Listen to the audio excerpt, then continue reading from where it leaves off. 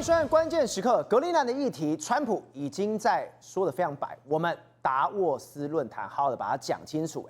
这让全世界人吓坏了。难道你川普要在达沃斯论坛跟欧洲来开战吗？而这个恐慌已经让全世界的股市，你看到这张图，全部都跌了下来。现在甚至所有的资金都往了避险资产，包括黄金、包括白银来上涨上去。那为什么？因为现在讯号非常多。第一个讯号是在美国旁边的邻居加拿大，今天竟然干了一件事情，这是加拿大发行量最大的《环球邮报》独家披露一个事情：加拿大在干一个所谓的模拟推演，在推演什么？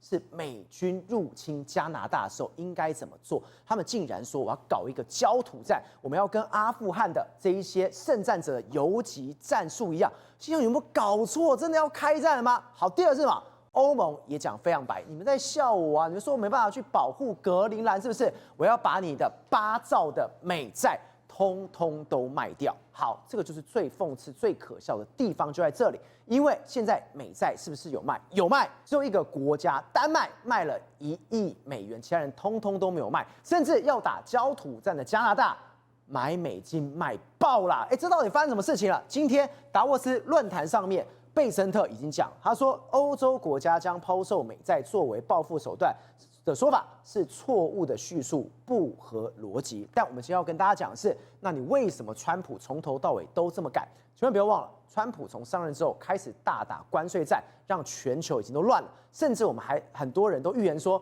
美债会完全崩跌下去。但是1年后，你看到的是美元跟美债更加的强大，这让川普吃下了定心丸，更让他自己觉得说，我现在就是无敌行星。所以，国珍，我们刚刚讲加拿大，皮在痒了。这个加拿大的最大发行量的报纸直接讲，你今天美国来弄我，我要搞一跟阿富汗圣战组织一样焦土战。结果你说，还要美军吗？光美元就把你端掉了，所以加拿大根本不可能跟美国打，光美元它就打不赢。今天其实全球股市是大震荡，台股一度跌了500多点，整个全球股市你看到全部是灰压压一片，全部都是绿的。大家在担心什么？担心是欧盟要跟美国对干，对，扬言要卖出8兆的美债，要把美元跟美债打垮，可能会衍生成金融风暴。因为美国债券一倒的话，美元也会跟着倒，美国就会衍生金融风暴。结果到现在为止，只有丹麦的退休基金卖了1亿多美金，要卖8兆，然后最后丹麦一个人，不是要卖吗？只有我一个卖1亿。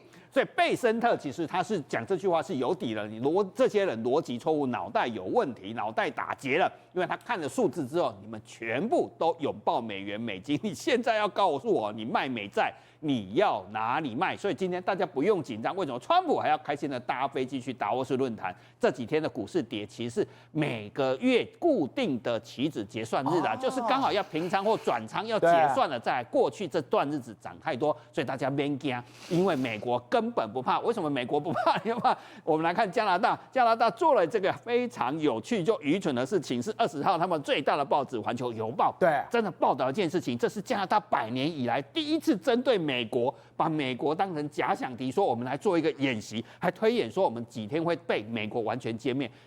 美军攻上来大概2天到1个礼拜，他们就会完全失去抵抗能力了。接着加拿大要怎么样？开始模拟，我们要学阿富汗啊，我们要打一个什么焦土战？对。我要拿炸弹自杀炸弹客模式，我就炸你。所以接下来他们要打阿富汗，学游击队用土制炸弹、简易炸弹啊，就简易炸弹就可以 ，IED 就是简易炸弹，随便做。所以当年美国跟俄罗斯都号称在帝国坟场被阿富汗打败了，就是靠这种游击队这个方式去打。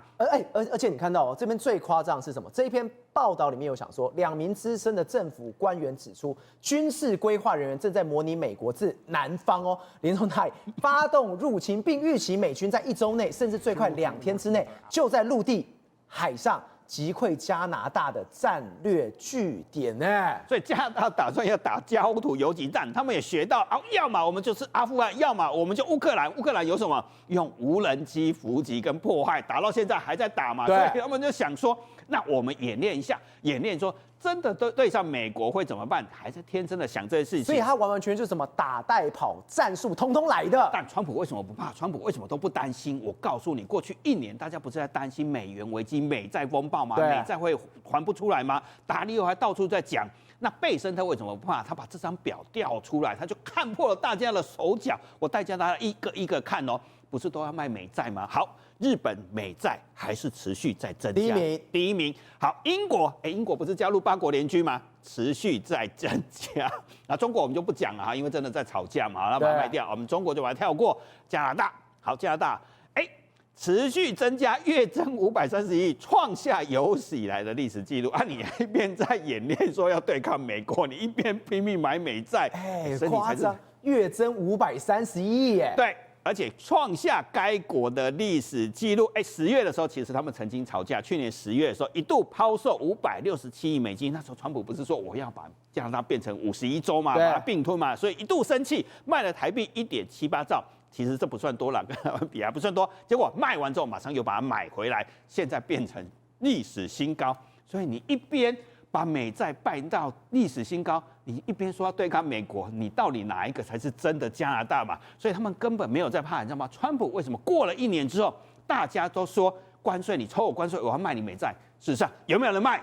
没有人卖，还越买越多，创历史新高。对，现在只有丹麦跳出来讲说，就好像派了15个人去保卫格陵兰，要对抗俄罗斯嘛？你看15个人怎么对抗俄罗斯？所以他决定卖了多少？退休基金卖了1亿美金，退休基金宣布，1亿美金，你说1亿美金要对抗38兆的美债，你要怎么对抗？你根本对抗不了。一天你知道美债一天的成交金额是多少吗？1兆美金，你一天卖1亿美金，就一点点，所以都去推演说为什么没有人？川普为什么完全不怕？当然，你也可以说现在川普像个流氓啊，在丹麦眼中像个流氓。第一个，你要取代美债，你买好，我告诉你，买德国公债也很安全，但是非常的小，根本没有成交金额，殖利率很低。现在美国是给你4.6%到5%，利息很少嘛，大家你去存钱也知道嘛，不会倒了钱，然后给你5%的利息，你要不要买？不要买。好，日债规模很大哦，殖利率很低，日本的殖利率其实长期都是叫0%到1%、2%。对，你买了干嘛？币值哦，你要贬值都比你快，所以没有人会买日债跟德债。然后你买黄金，黄金市场大概有15到18兆市场。对不起，黄金不会生利息。你买了黄金，除非你把它卖掉，你要卖来卖去，这是几兆的生意耶！你卖黄金卖不掉，没有交易啊，而且不会生利息。很多人买债券是退休要用的，退休基金要付给大家不断的退休金。你买了黄金，你没生利息，对不起全国国民。所以川普这样看准了全世界，你只能吃美债。接下来还看得很清楚，还看得清楚加拿大总理卡尼到底在玩什么。他现在《华盛顿邮报》都自己看不出，《华盛顿邮报》看不下去了。你曾经跟我们是情同兄弟一样手足啊！当年抓华为的孟晚舟也是你们跟我们一起合作的。对。然后去年10月，加拿大总理卡尼还公开表示，中国才是加拿大最大的安全威胁。你1年前、去年才刚讲，不到1年哦，你讲说中国才是最大威胁，我要跟美国配合。当然，《华盛顿邮报》也承认一件事情川普确实是一个糟糕的邻居啦，老是要跟人家把他并入51州啦，让加拿大人深感不安。但是卡尼，你要搞清楚一件事情你到底是太过虚伪还是太过坏？你知道什么叫坏？你知道吗？对，他跑去跟中国签署协议的时候，还一直在讲说中国是加拿大第2大的贸易伙伴，第3大投资国，一直在讲好像中国很重要啊，在捧习近平。可事实上，他有没有想过一件事情？美国才是你最大的伙伴，不管是投资，不管是出口，你依靠的还是美国啊。他完全忽略了第1大是谁这件事情。所以今天这个表格已经出来之后，这差很多对呀，睁眼说瞎话。你卡尼在装瞎，结果你看华邮直接讲他说对美国总统的不满不该沦为独裁者推行议程的借口，而且他说任何暗示渥太华与北京在北极地缘政治战略达成共识的说法，要么极度虚伪，要么就是令人忧虑的幼稚。对，讲穿了就是2个字嘛，你这个人就是坏嘛，要么你就极度笨嘛，笨死了，你就睁着眼睛说瞎话，你身体那么诚实，抱了那么多美债，你还在演这件事情。不过川普也是一个可怕的角色啦。1年前我们在谈关税的时候，那时候他美国总统，他对外必称麦金利总统最会收关税的总统。可是我告诉你，现在川普第2季已经正式上映了，你不要再看麦金利了，你要看白宫现在挂什么哦。这才是真正主轴。第2季的川普上演了教授，这个总统叫詹姆士·波尔克。这个詹姆士·波尔克干了什么事情，你知道吗？他的名言就是：要么你就来跟我谈判，要么我们就开打。开打你输了，你就把土地给我。他抢了美国今天260万平方公里的土地。你知道抢了多少吗？包括今天的德州，包括加州的一部分，还有亚利桑那台积电投资的都是抢来，还有华盛顿州。这些都是他靠打仗，包括美西战争、美墨战争，都是这个波尔克总统打下了江山，所以号称是什么？美国最会抢土地的总统。对，所以今天川普他只要想要干什么事情，你可以从他挂什么照片，然后拿了什么东西，然后说了什么样的话，就可以知道他未来是要干嘛的。对，这就是第2季上演的事情。所以他从2018年上任当总统的时候，他就在之念之的，就曾经跑过去跟加拿大丹麦说，我可不可以跟你买格陵兰？去年2024年他一上任，先把关税搞定，先干麦金利总统做的事情。所以你不要低估川普的决心，挂上了就代表川普就会战。而且格陵兰之外，你可以看到川普昨天在达沃斯论坛前面还 po 出了这一张照片，这张照片什么？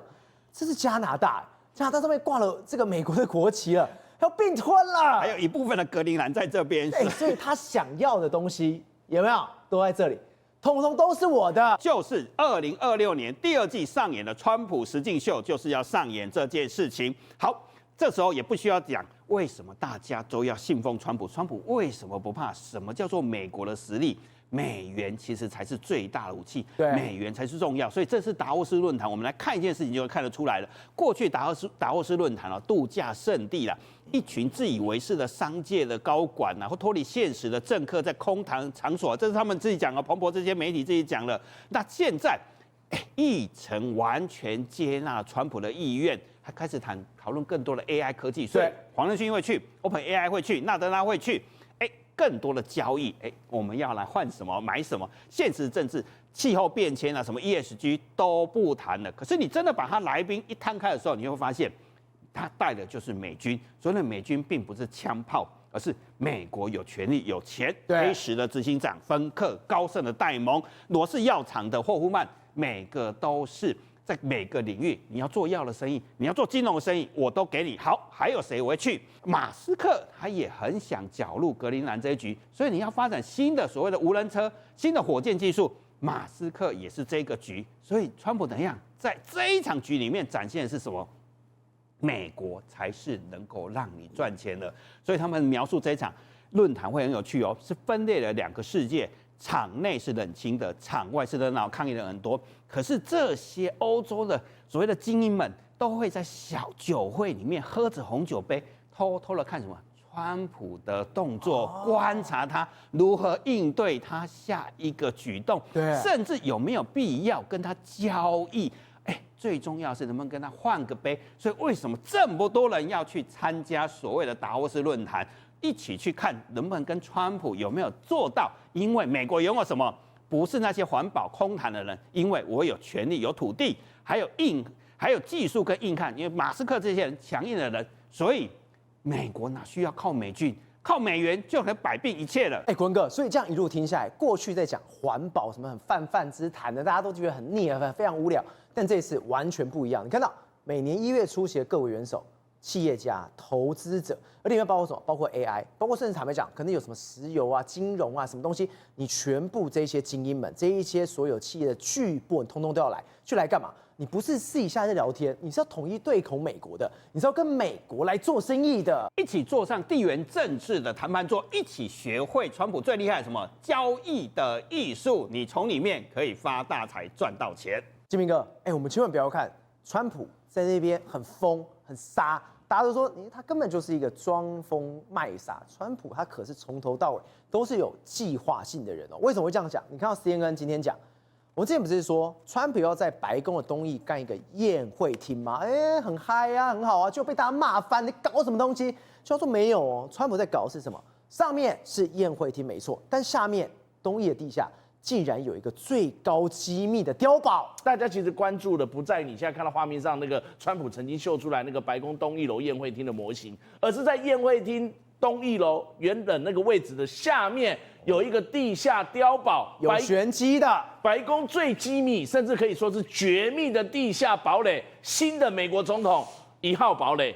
那这个地方我跟大家讲，1941年在二战期间，就在美国当时不是发生了珍珠港事件，对，那个日本偷袭珍珠港嘛，然后当时的美国总统罗斯福呢，就在这个幕僚还有包括军方的建议下，在东乡这个白宫的东一楼要盖一个防空避难所，所以当时的这个地下掩体就已经盖了。只是有研究美国白宫历史的这个协会讲说，白宫官方也就是美国政府一直没有对外公开承认说，那边有一个地下防空洞啊，然后怎么样，就一直没有在讲。后来到了这个川普1.0任内的时候，他就是第一个任期，他就本来想处理，对，但是到了第2个任期，就是这一次再回国白宫的时候，他才好好的处理。去年把他这个拆掉了，所以你看到美国媒体就在下面做一个注解。好，这下面到底是什么呢？你看它下面的这个模型都好像这样画出来一样。对，这个就是大家在猜测的宴会厅下面才有绝世的一个机密啊。所以川普他每一次，他比如说在访问的时候，他特别拿了这一张照片，这是宴会厅，在搞什么？为什么还要拿？他已经在暗示一件事情，下面才是真的有玄机的东西，才是他关注的地方。重点是下面。那这个地方呢，你要知道。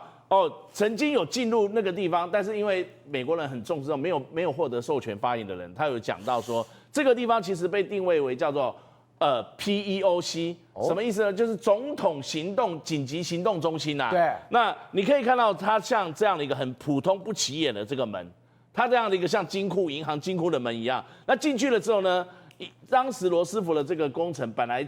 它修建好地下掩体的时候，它是可以紧急供电、紧急供水，还有供氧气等等这些维持生活所需不断电，因为继续维持它的一个多功能可以去指挥。那从东翼进入之后呢，你要再往下走好几层楼，甚至有一个很巨大的金属防护的这个功能的一个金属门，然后你会进去看到那种天花板感觉比较低矮，那里面还有放一些食品跟它的一些补给的这个东西，对，还有包括它的一些床铺，可以在那边休息，还有甚至通讯系统，像这样的一个地下的这个防空避难所，或是称之为地下掩体，有一个总统紧急行动中心，可以让总统跟他的幕僚在集中指挥跟管制的中心的时候，可以抵御其他的一些攻击，包括核爆啦、核生化攻击等等。我们如果有看过，观众朋友们如果之前10几年前或7、8年前有看过，包括电影台有时候还时不时重播了《白宫末日》等等那些好莱坞演的这个电影，就是跑到了这个地下室下面去之后，门就关了起来，然后就 biang biang， 然后就在那边枪战，然后里面有一个小型的这个指挥中心嘛，所以这个是1950年代翻新的工程。那1950年代翻新又是谁主导呢？就是美国当时的总统杜鲁门。因为1941年我刚刚讲嘛，罗斯福盖好了之后呢，到了这个杜鲁门上任之后呢，为了因应冷战的时代的开启，核战的新威胁，所以他把这个掩体又把它进行了改造，把这个掩体盖得更深，防护更厚，就是至少具有核生化攻击的这个核爆的这个抵御核爆的一个能力。那现在你看2026年呢，它绝对在现在的科技基础上，再加更多的一些这个设施，让它的通讯啊绝对不会这个中断。甚至呢，你知道1月9号的时候呢，美国的这个白宫的这个记者媒体在访问这个川普的时候，那刚好在访问的尾声，川普那个记者正在问说，委内瑞拉接下来什么时候会安排选举啊？你怎么样？就是谈跟委内瑞拉有关的这个议题。这个时候，川普本来应该继续把这个 Q&A 完成，而跑进来的一个这个侍从，然后拿了一个这个图和一个这个简报，那上面还写着"绝密"2个字给这个川普看。那川普看了一看之后呢，然后他就说："我在谈委内瑞拉民主之前，我先给你们看看这一个。"他低头就看着这个白宫建筑群的这个他的一个微缩影的这个模型，然后呢，他就坐在这个川普访谈的这个白宫的办公室的房间里面，然后它里面上面这个把那个绝密的资料夹一打开来，就把它展示了刚刚讲的那个要盖宴会厅的那一张图，就是我们一开始看的那一张图。他是把那个模型他都直接拿出来了。对，而且很好，很有意思的是，他当时坐在那边，后来他就站起来了嘛。站起来之后，他眼睛就看着那个白宫东翼那个东翼楼，这个宴会厅要盖的地方，然后说我是最伟大的这个房地产商人，对，将来他们都会感谢我。他说是他们的，就是以后的他们会感谢我的。他指着那个模型讲，他就讲着意有所指这样子，讲着那个模型，也看着对面那个漂亮的建筑，那个宴会厅，还有包括宴会厅底下的掩体，所以说他们他们将来都会感谢我。讲的是谁？包括以后未来的美国总统啊，还有很多的这个美国白宫的这些工作人员等等。这些他认为他在造福这么多人，而且为美国总统的行动指挥中心建立一个地下的一个这个指挥的这个链路，还有他的一个美国白宫的大脑，至少在那边。因为你要知道，西翼就是美国的这个白宫的这个西边的这个地方，西边啊，它本身就有一个总统的战情指挥中心。对，那可是这是在西边哦，那东边缺乏一个可以互相这个配合运用的，而且你如果盖起来的话，下面至少要有一些这个电梯啊，你看。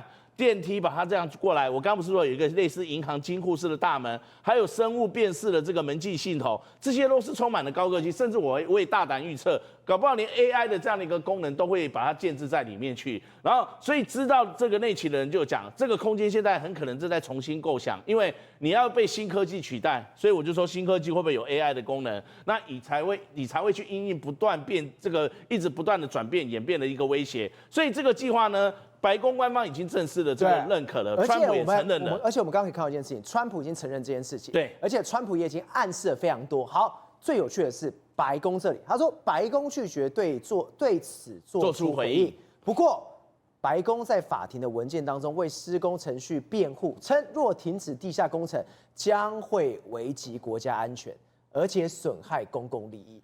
大家都在暗示的够明显了吧？因为那是之前在这个施工的时候有一些这个类似官司的一个纠纷，然后在国会山庄以及在这个法院的时候上演，所以那时候就有美国呢媒体在披露，然后是不是这个白宫东翼的这个工程要先停工，然后就开始在先做地方这个打官司，好在这个地方的联邦的这个法院，那后来美国的这个白宫官方他们就做回应，就说不行。这个如果停工的话，会影响到美国的整个白宫东翼的这个整个战情的这个计划，这个安全，总统的安全都会受到影响，所以这个是他的一个这个回应，所以你就知道，因为它下面有这么多的这个机密的设施，而这个照片呢，就是过去前尼。他在911事件的时候被紧急撤往这个地方，然后当时不是有一个联合航空93号的这个班机也被挟持吗？然后那时候的这个飞机都要去做一个撞毁五角大厦等等，还有撞毁这个纽约双子星大楼那个事件。前尼被撤到那边的时候，他就在那边下令，一定要赶快去拦截联合航空93号的班机。那个时候就是在这个地方做出来的决策，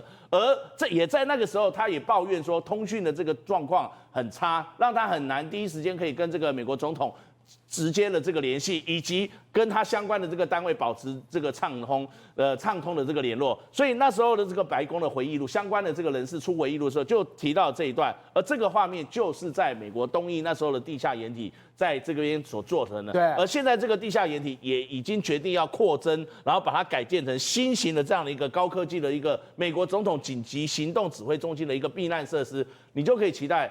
川普其实真的不是开玩笑，他想做什么没人拦得住，而他想要干嘛呢？他就一定会干到底啊！宇轩，我们刚刚特别讲到，现在对于美国来说，全部人、世界各地上所有人都要过来跟他做生意。那做生意的时候，中国惨了，你会想到一件事情吗？中国现在在他自己的盟友国家里面，只要一选错边，非常惨。中国的记者，堂堂大国记者来到伊朗被暴打。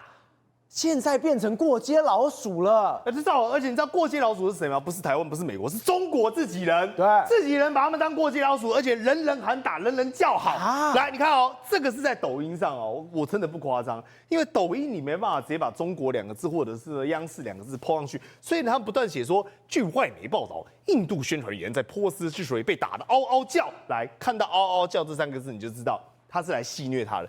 再来，这个印度你知道指的是什么吗？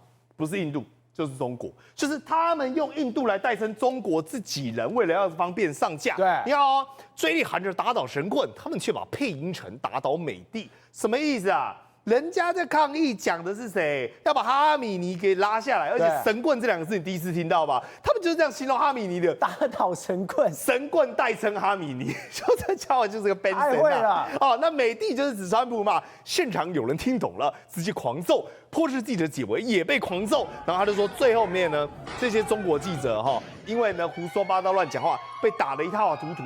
结果中国网友就非常贴心，开始了来我们讲对号入座。来，这是第1号选手，叫做沙达提，新华社的，新华社的记者。你看哦，他在这个前面，他讲说什么？我们坚决反对一切破坏的活动，伊朗民众举行反骚乱的集会。然后就后面都是在反这个哈米尼的。你没看这张照片吗？每个人手上举着哈米尼，然后他就在那边胡说八道，说对川普感到非常的忧心。这群群众呢，就是反对美国帝国主义的制裁，因此呢，特别上街头针对这场暴乱呢，希望能够和平。胡说八道一大堆，睁眼说瞎话。然后你知道底下网友直接开始亏他说啊，是你吗，大哥？估计半个月不会出境了，回国吧。雅利安人民是会动手了。来，这3个字最关键的哈，我要为各位说文解字。叫肉喇叭，你知道什么叫肉喇叭吗？肉喇叭，喇叭是指替中央宣传的一个行为，所以中国人就针对这种政令宣导的官宣都叫喇叭。那问题它是人肉嘛？对，它是人肉的喇叭，肉喇叭叫肉喇叭，所以就把我们骂下去。然后你看到这个是央视的记者哈，他也一样，他稍微有点收敛一点。我要替他讲个话，他说我是央视的记者啊，我叫李建南啊。你现在可以看到伊朗有非常多无人机啊，在那边飞来飞去啊。那个很多民众呢，群众呢，现在街头上原本生意很好，因为美国战争的威胁呢，因此他们都不出门了。我想说，利息的工厂。是美国因为要打伊朗，所以伊朗不出门吗？不是吧？是伊朗人民出门就会被革命卫队给枪杀。结果这个人他也被揍了。对他们说，这2个人应该最近都消失了，一起被揍。对，一起被揍。反正就看到就是这个华人央视、新华社看到就打，看一个打一个。所以你看来，据说狗牙都被打掉了。再来，你知道为什么他们这么愤慨吗？因为理由很简单，这是《华尔街日报》讲的，这叫做血腥大屠杀。我们如果把时间推到1月8号、1月9号，你会发现他们现在死的人叫做16800人，甚至上看。但你知道赵尔当时文化大革命我们不是文化大革命，64天安门你知道那时候死多少人吗？大概才1万人。这一次杀的比64天安门还要多。对，所以这才16000多人。对，所以这是中国网友才会觉得很可怕的地方。所以你看现在街头是他们还在抗议的画面他开始丢烟雾弹之后干嘛呢？用子弹。枪杀，然后呢，各式各样的，等于是这么多的人在网络封锁状况之下，开始对他们进行大规模的杀伤。所以你可以看到一个画面是民众一直在跑，前面还在狂欢。听到那个枪声之后，他们玩真的，赶快走啊！你有没有看远方有一直下，一直有那个闪光，然后有那 bang bang bang 声音，为什么跑？真的在开枪了。对，而且不是橡皮子弹，是给你开真枪。但你看又来了，又在开。当然你如果没有逃掉，然后你知道怎样吗？即便你是手无寸铁，对不对？来，这就是人民的画面，旁边那个都是政报部队，也就是所谓的革命卫队或者是警察。然后警察对他干嘛呢？拳打脚踢、施暴，甚至往死里打。他没有做错任何事情，他只是出来抗议，出来我们讲的希望能够表达自己的诉求，甚至是安全部队越开枪，对不对？我们只能看到事后有一个画面，有一个人来扶着另外一个步履蹒跚，就是这个，对不对？那你知道为什么他步履蹒跚吗？因为理由很简单，他身上已经中弹，所以他只能把这个皮带，你看 ，bang bang bang，有没有听到那个声音？对，然后人有没有倒在地上了？然后想办法，他只能干嘛？对，还活着的，我拿皮带想办法帮他止血。所以你知道，当伊朗那个把人民当战场在打了嘛，甚至现场有一个他不是抗议群众你知道他是什么吗？各位，他是他们央视的记者，伊朗国家电视台的记者，国家的记者也被打。对，而且他被什么打吗？他被子弹打。不是他的从头到尾，他都是血。对，因为他被150发类似那种橡皮子弹的，乒乒乓乓，乒乒乓乓，全部打得乱七八糟，甚至有人不幸丧命，就送到医院 ，X 光拍出来，来赵尔，你仔细看这个头骨都碎裂了。你看到这个地方，这一条、2条、3条。这如同刚刚我们看到，他拿那棍子直接打，对，一模一样的。对，而且甚至我跟你讲，我都怀疑里面还有几枚可能会是子弹还是什么东西，就怎么卡进去，所以你知道非常残忍嘛。所以对于这种状况呢，他们唯一全村最后的希望就是川普，他直接正面的回应跟你讲，主持人 host 直接问他说，上个礼拜呢，数千名抗议者活活被烧死，甚至是呢上万人活活被打死。那你觉得你该怎么做呢？是不是该换领导阶层啦？来，川普说他们不应该这么做。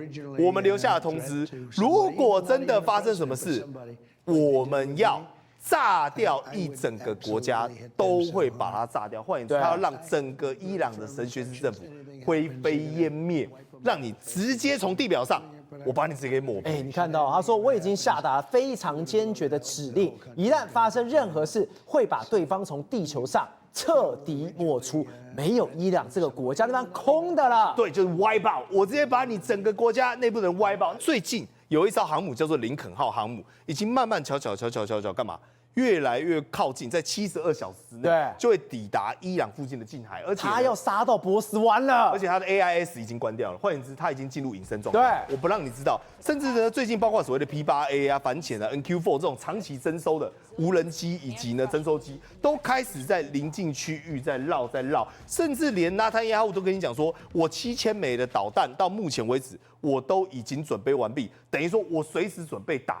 但你要想美国把伊朗已经视为是势在必得之物，结果呢，这时候有一个冤大头，委内瑞拉赌错，伊朗这边可能也赌错，结果这个人叫做中国，赵和，他又在赌了，他又在赌错了，他知道最近赌到谁？赌到古巴去了。我的天哪！为什么古巴呢？因为古巴是被视为说委内瑞拉现在倒台，古巴他自己会自己自爆，因为他没有油了，他经济有够烂，他自己就会自爆。结果你知道吗？这个冤大头送了一大堆大米过去。中国说，我现在要把这个东西大米还19号办了一个交接仪式，说我要拯救古巴，因为它内部的存粮呢，我把我自己送了3万吨，首批交付，后面还有第2批、第3批，这么多。对，你知道中国网友回他什么吗？回这些官方他直接回他一句话说那你那个舰艇什么时候要下？你知道我什么意思吗？第一艘舰艇什么时候要出发？那个舰艇出发，中华第一舰那个叫什么？那个叫下舰，就你舰艇要下水嘛。他说，来你看。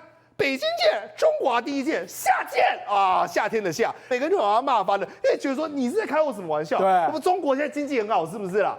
3万吨去救其他人好不好？我们现在是吃饱饭了，是不是？是钱赚很多，是不是？社保不用缴了，是不是？我们中国都过不好，就你还把这些资源全部给古巴，甚至他们在搜寻什么？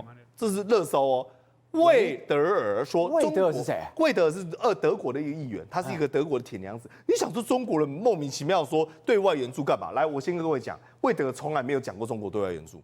但是魏德确实讲过一段话。其实魏德尔他讲的是谁？他是对德国的议会以及人民讲说，不要这样随便乱花我们国家的纳税人钱。但是因为中国没有办法替自己的发声，所以他借由这个魏德尔来去对习近平、对他们的中央这些统治阶级讲说：你们这些人真是败国，你们这些人就是厦门的舰艇，你们这些人就是中国的第一艘舰。体委，我们这样如看起来，美国也真的是太狠了。我们之前讲到。 他们不是这个 CIA 拍了一个作为测反这个广告吗？说什么？如果你有需要的话，有步骤1、2、3、4、5、6、7、8、9、10。那时候我们已经讲，它的点阅率非常高，从第一步到第2步，就没想到，他们现在更狠了 ，CIA 竟然在全球下广告，有人在 YouTube 看影片。 竟然真的就看到了这个广告了。对，这关键是在哪里？是在日本的 YouTube， 在日本的突然间跳出这个所谓的广告，而这个广告呢是用中文显示，但是底下你看到右下角它是用 skip， 它是用日文写的，什么意思呢？就是说在日本的有很多中国人可能都收到相关的讯息所以我们看到 CIA 拍这个影片就招募广告呢，就不是只有在中国境内。 而且他可能在全世界各个地方都在散播这样的希望，就留学在海外的中国人，或者在海外工作的中国人。对，路透社有曾经访问过 CIA 的这些官员对，这些官员竟然跟路透社讲说，如果这些影片没有效果的话，我们就不会再继续制作。对，但是为什么去年制作完之后，今年还要再制作呢？显然就是有效，可能有很多的这个中国人都投靠到 CIA 这边来了，希望能够当做这个美国的这个为美国效忠了所以你今天来讲的话，中国的国安部的公众号呢，也开始在骂 CIA 他说你一个堂堂大国，竟然用下三滥的方法在招募国际社会的这些反中国的这个情报人员他们说这个会成为国际笑柄，但是真正成为国际笑柄的，有可能就是中国的情报部门为什么呢？因为现在的中国的这个所有的这个官员呢，其实都在踹了一蛋。对，习近平其实现在越来越不安稳了。为什么呢？因为马杜洛被抓之后，他可能也认为说，旁边的人说不定就是 CIA 布的线，说不定就是可能要对他斩首的。对，所以你看到今天来讲的话，有一些统计数据出现了，就是在去年2025年的，因为贪污腐败或者是因为不忠。没有忠诚被整肃的人数呢，在一整年当中将近98万3千人左右。对。但是你看到右边那张图是一个不作为，就是你这个摆烂的公务员，你不作为的，相较来讲的话，他在2025年只有14万2千人左右。所以其实对习近平来讲的话，更重要的就是你忠诚不忠诚，而不是所谓的你要不要去做事情。对，做事情来讲的话，当然不做什么事情就不会出错嘛，对不对？所以很多公务员宁愿摆烂，但是不忠诚对习近平来讲是一个大杀招哈。所以现在就有人传出来一件事情哦，张又侠不见了。刘振立也不见了。昨天20号的时候呢，其实这个中共共产党有办一个活动，这个活动就是省部级以上的高官对于学习20届四中全会的专题研讨班。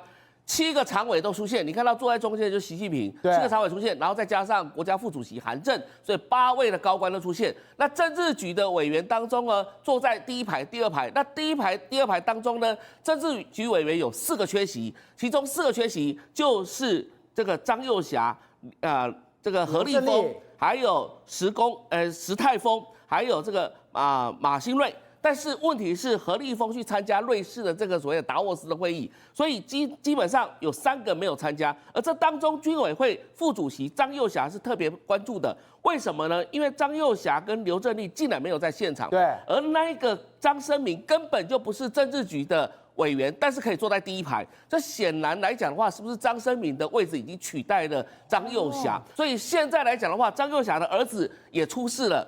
也是因为在空特部队，也是一个少将，也是被逮捕。所以现在有人传说，整个中共来讲的话，军委会已经到没有人了。然后今天来讲的话，你何卫东抓走之后，可能大家笑着说，可能张又侠跟何卫东要在监狱里面大会师了。因为今天来讲的话，所有人可能就是不是习近平信任的对象。所以呢，你可以看到贪污腐败跟所谓的不忠诚成为习近平整肃官员的这样的一个理由，而现在来讲的话，连张又侠可能都要消失不见。宏观取材，厘清真相，犀利精准，深入剖析，时刻掌握关键，新闻时事不漏接。老时段，新气象，我是钟浩和，关键时刻2.0全新出击。